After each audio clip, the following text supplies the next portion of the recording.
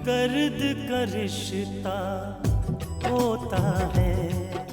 हमें अभी इसी वक्त निकलना होगा। बात को समझने की कोशिश करो भावना। क्या आप 1-2 दिन के लिए दुकान बंद नहीं कर सकते? 1-2 दिन क्या, मैं 10 दिनों के लिए दुकान बंद कर सकता हूँ भावना, लेकिन मैं दुकान की बात नहीं कर रहा हूँ, मैं माँ जी की बात कर रहा हूँ। माँ जी को छोड़कर हम यहाँ से कैसे जा सकते हैं?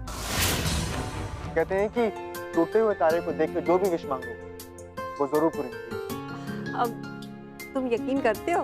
तुम विश मांग कर देखो, तुम्हारी विश जरूर पूरी हो। बड़े भाई साहब पर भरोसा करके अपनी जिंदगी तबाह कर ली इन्होंने। बिल्कुल सही, बिल्कुल सही बात है अपने हिसाब से। और यही बात तो मैं बोलने आया था कि कब तक चुप रहोगे, कब तक? अरे कभी तो बोलो, कभी तो अपना मुंह खोलो। अब पूछना ही है तो जाकर तुम अपने पूजनीय बड़े भाई से पूछो कि ऐसी क्या बात हुई जो कालरा उन पर इतना मेहरबान हो गया कि एकदम आसानी से जमानत हो जाने दी। मुझे तो नहीं लगता, इसमें कुछ दाल में काला है। कहीं ऐसा तो नहीं कि कालरा के साथ मिलकर ये खेल खेला जा रहा हो अपने हिसाब से? आप ये क्या कह रहे हैं साहब? वही जो तुम समझकर भी नहीं समझे। कहीं ऐसा तो नहीं कि अगर वो दफ्तर नीलामी से बच जाए तो उसमें आधे के हकदार तो तुम भी हो ना? कहीं ऐसा तो नहीं इसीलिए चुपचाप उसे नीलाम होने दिया जा रहा हो अपने हिसाब से?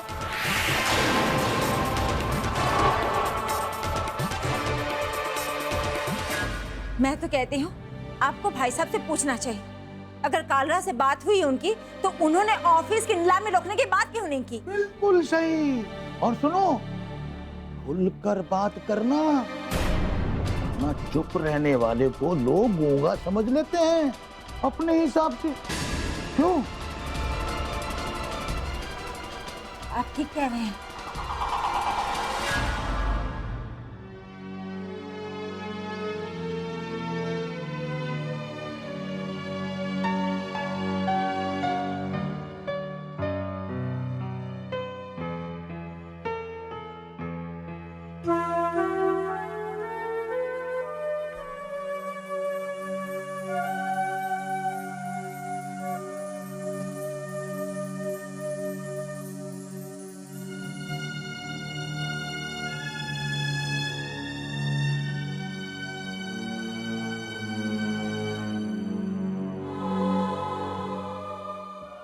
माँ, पता है माँ, आज मैंने टूटते हुए तारे को देखा।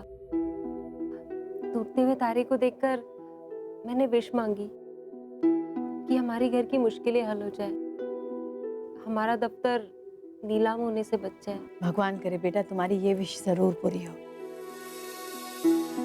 बाकी तो हर तरफ से हम लोग निराश हो चुके हैं। पता नहीं माँ, लेकिन मुझे ऐसे लगता है कि ऐसे हो सकता है कि कुछ ऐसा हो जाए कि चमत्कार होते हैं बेटा, पर इन मामलों में चमत्कार की उम्मीद करना बहुत मुश्किल है। दफ्तर की नीलामी को लेकर हम सब इतने दुखी हैं, और सरस्वती वो इस बात को लेकर ताने दे रही है कि कल वैभव के ऑफिस का उद्घाटन है। अब भैया ने नया काम शुरू किया है तो क्या चाचा और चाची के कहने से वो दफ्तर का उद्घाटन रोक दिया जाएगा? पता नहीं चाचा और चाची को इस बात से चिढ़ क्यों है। अब उनकी बातें तो वही जाने बेटा। तुम्हारे पापा को दुख है कि उनका ऑफिस नीलाम हो रहा है और वो कुछ नहीं कर पा रहे हैं, और तुम्हारे पापा को इस बात का और भी ज्यादा दुख है कि जिस वक्त ऑफिस नीलाम हो रहा है उसी वक्त वैभव के ऑफिस का उद्घाटन भी है। माँ, आजकल आप भी मुझसे हर बात पे नाराज हो जाती है। उस दिन भी आपने मुझे थप्पड़ मार दिया। उस दिन से मैंने आपसे कुछ भी कहना छोड़ दिया है। लेकिन माँ, जरा सोच के देखिए, घर में जो भी प्रॉब्लम्स हो रही है, अगर दादी माँ का पता चल जाता है तो क्या ये सारी प्रॉब्लम सॉल्व नहीं हो जाएगी? सोच कर देखिए माँ कि क्या मैं जो भी कर रही हूँ वो गलत कर रही हूँ।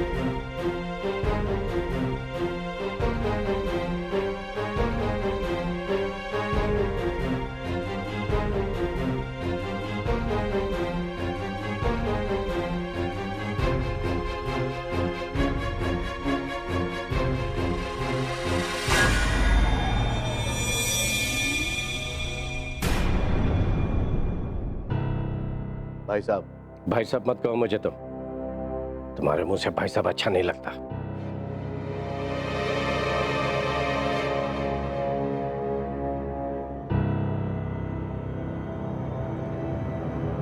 कहना तो मैं भी नहीं चाहता भाई साहब, पर क्या करे, पुरानी आदत जो है इतनी आसानी से नहीं जाएगी।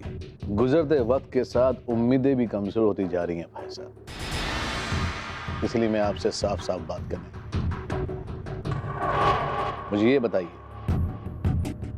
कि हमारा ऑफिस नीलाम होगा या बचेगा?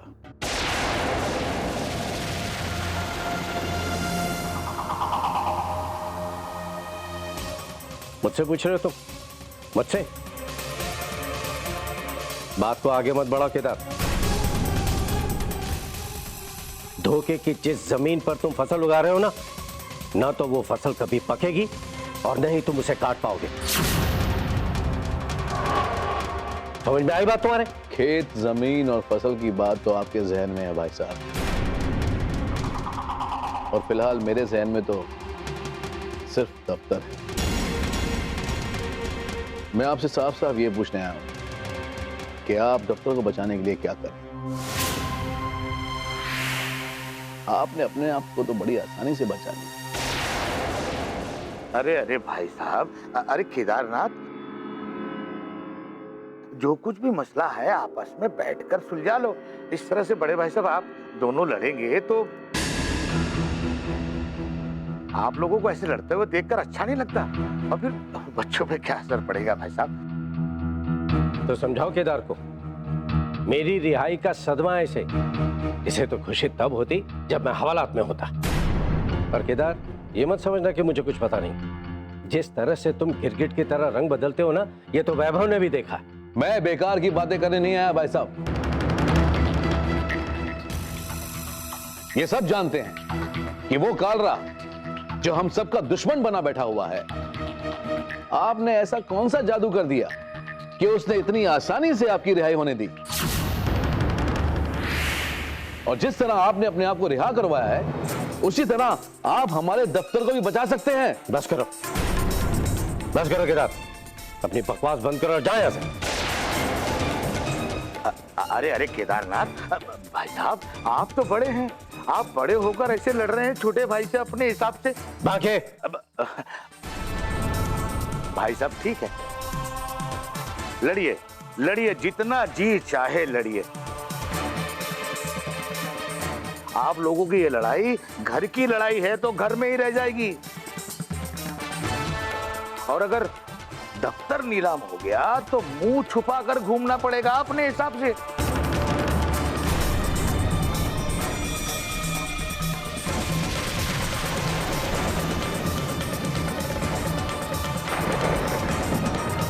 पापा,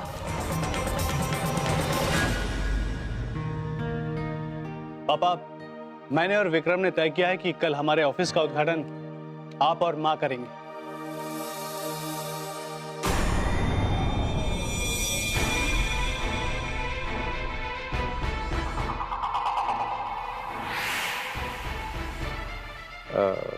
नहीं बेटा, इसकी कोई जरूरत नहीं है।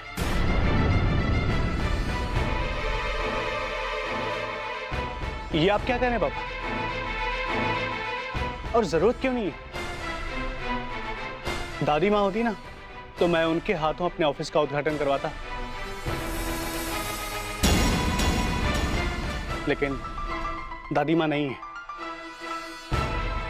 तो उद्घाटन तो आपको और माँ को ही करना होगा।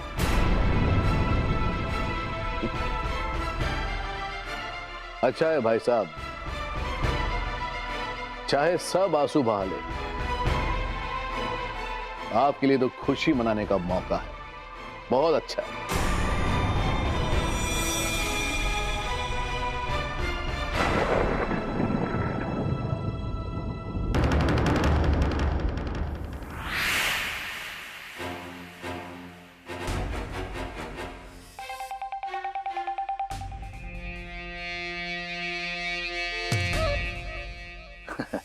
भाई साहब, क्या सोच रहे हैं आप? अब वैभव इतने प्यार से आपसे कह रहा है उद्घाटन के लिए, और आप सोच रहे? अरे उतार चढ़ाव तो जिंदगी में आते जाते रहते हैं, और ऐसे मौके बार बार थोड़ी आते हैं अपने हिसाब से।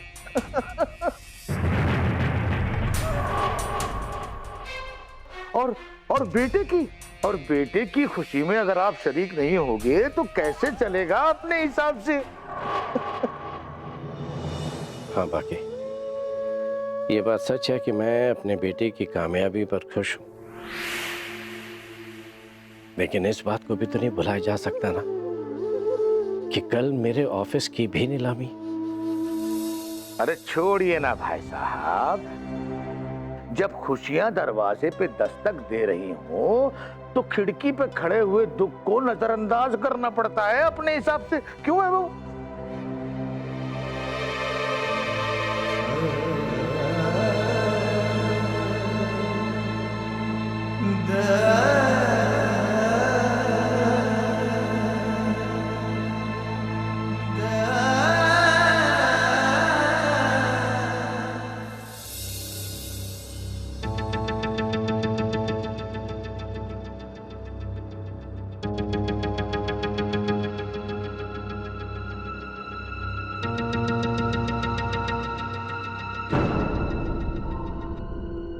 क्या बात है?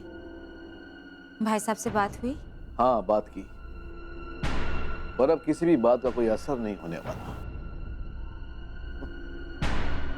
बहुत दूर तक सोच कर रखा है भाई साहब ने। सब कुछ पहले से ही तय है।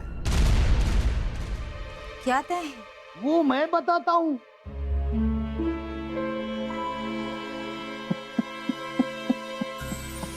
कमाल की बात है, मैं तो सुनकर हैरान रह गया केदारनाथ।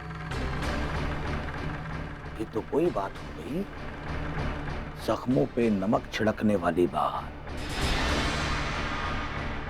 और ये जो वैभव है ना, वो तुम्हारे जख्मों पे नमक छिड़क रहा है अपने हिसाब से।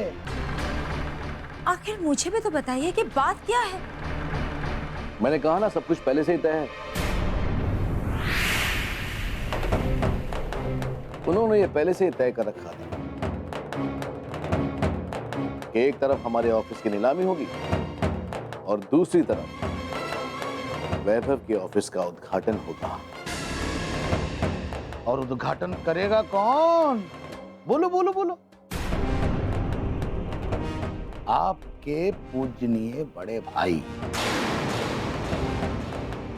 श्री श्री अमरनाथ शर्मा। और भाई क्यों नहीं करेंगे उद्घाटन? पूरे पैसे जो उनके लगे हैं, इस ऑफिस के उद्घाटन से जो उनका ऑफिस नीलाम होने वाला है उसकी बदनामी के दाग तो धुल जाएंगे, लेकिन तुम्हारी बदनामी के दाग कैसे धुलेंगे अपने हिसाब से? और दूसरी विश मैंने ये मांगी है कि हमारी दादी माँ का पता लग जाए। दर्द का रिश्ता होता है। यानी कि एक तरफ अपने दफ्तर की नीलामी हो रही होगी और दूसरी ओर भाई साहब वैभव के ऑफिस का उद्घाटन कर रहे होंगे।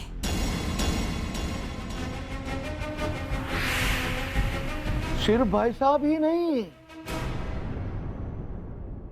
बल्कि इस उद्घाटन में उनकी अर्धांगिनी भी जाएंगी, आपकी परम पूज्य भाभी जी। ये दोनों मिलकर फीता काटेंगे। उधर वो फीता काटेंगे और इधर आपके दिल पर छुरियां चलेंगी अपने हिसाब से। इधर आप अपनी बर्बादी का मातम मनाएंगे और उधर कह कहे लगाए जा रहे होंगे अपने हिसाब से।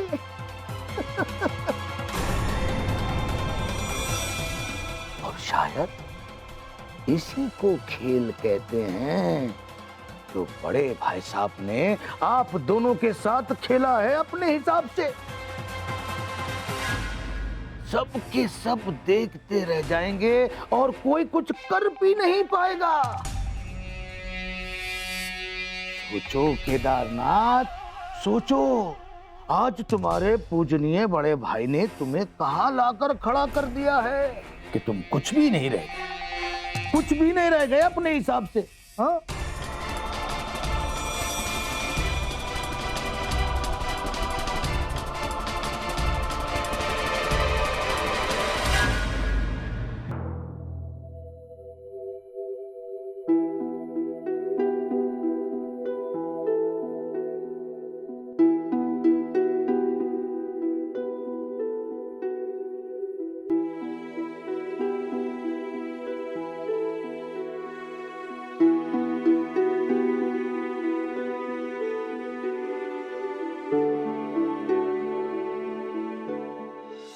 पूर्णिमा, हाँ?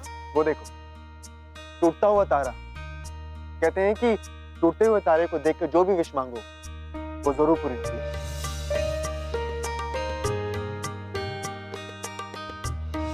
तुम विश मांग कर देखो, तुम्हारी विश जरूर पूरी होगी। ठीक है।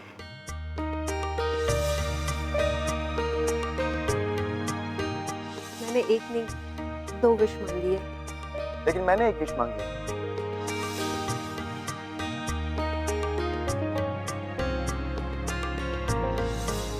हम एक काम करते हैं। हाँ बोलो। मैं अपनी विश लिखकर तुम्हें देता हूँ और तुम अपनी विश लिखकर मुझे दो। फिर इंतजार करते हैं अपनी अपनी विश पूरी होने की।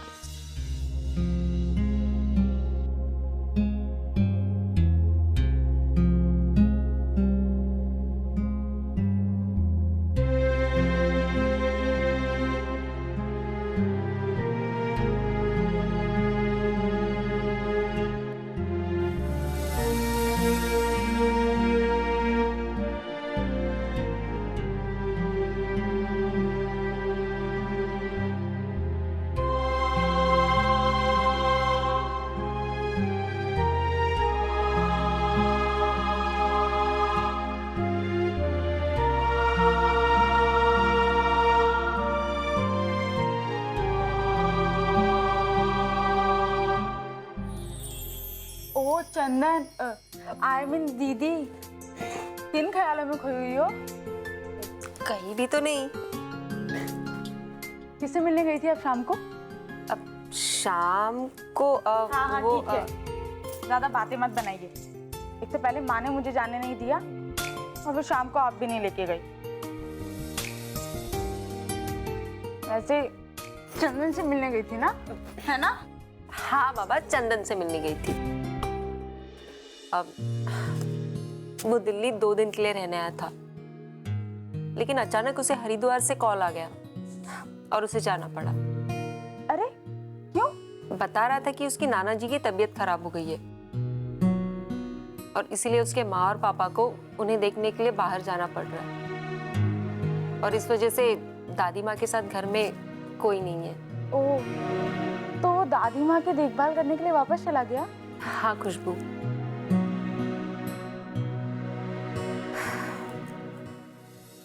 पता है खुशबू, आज मैंने टूटते हुए तारे को देखकर 2 विश मांगी और चंदन ने मुझसे कहा है कि मेरी दोनों विश पूरी होगी। 2 विश? कौन से 2 विश मांगे आपने? कहीं आपने चंदन को तो नहीं मांग लिया? चुप कर, कुछ भी बोलती रहती है। पहले ये तो पूछ कि मैंने 2 विश क्या मांगी है। मेरी पहली विश ये है कि हमारा दफ्तर नीलामी से बच जाए, और दूसरी विश मैंने ये मांगी है कि हमारी दादी माँ का पता लग जाए।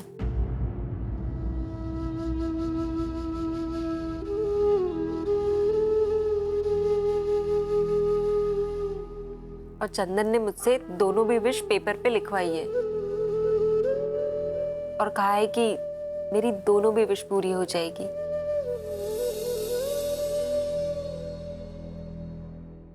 उन्हें इस बात की समझ होनी चाहिए कि ऑफिस अकेले वैभव का नहीं है। अब मैं विक्रम को जाकर ये तो नहीं कह सकता हूँ ना कि कोर्ट ने हमारी कंपनी को नीलाम करने की यही तारीख तय की। दर्द का रिश्ता होता है। भगवान करे दीदी आपकी दोनों विश पूरी हो। कम से कम कुछ तो शांति आएगी इस घर में, कुछ तो माहौल ठीक होगा इस घर का। हाँ खुशबू। वैसे दीदी चंदन ने कोई विश नहीं मांगी? हाँ, उसने भी एक विश मांगी थी और कहा था कि जब मेरी दोनों विश पूरी हो जाएगी तो उसकी भी विश पूरी हो जाएगी। अब पता नहीं उसने कौन सी विश मांगी है। ओके दीदी, मैं ना अभी सोने जा रही हूँ, वरना पता लगे माँ मुझे ढूंढती हुई यहाँ आ गई और उनकी विश पूरी हो गई। गुड नाइट दीदी। Good night. Bye bye.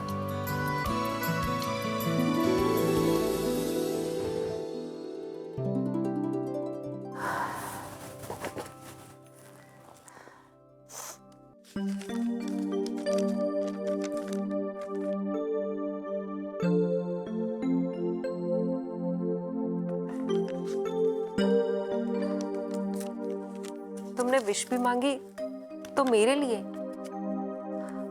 अपने लिए कुछ भी नहीं। सचमुच चंदन, तुम बहुत अच्छे इंसान हो।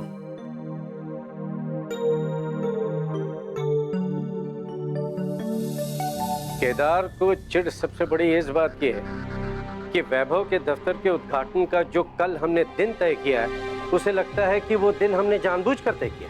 उन्हें इस बात की समझ होनी चाहिए कि ऑफिस अकेले वैभव का नहीं है, उसका पार्टनर भी है उसके साथ। हाँ माँ, विक्रम ने यही तारीख तय की तो इसमें मैं क्या कर सकता हूँ। अब मैं विक्रम को जाकर ये तो नहीं कह सकता हूँ ना कि कोर्ट ने हमारी कंपनी को नीलाम करने की यही तारीख तय की।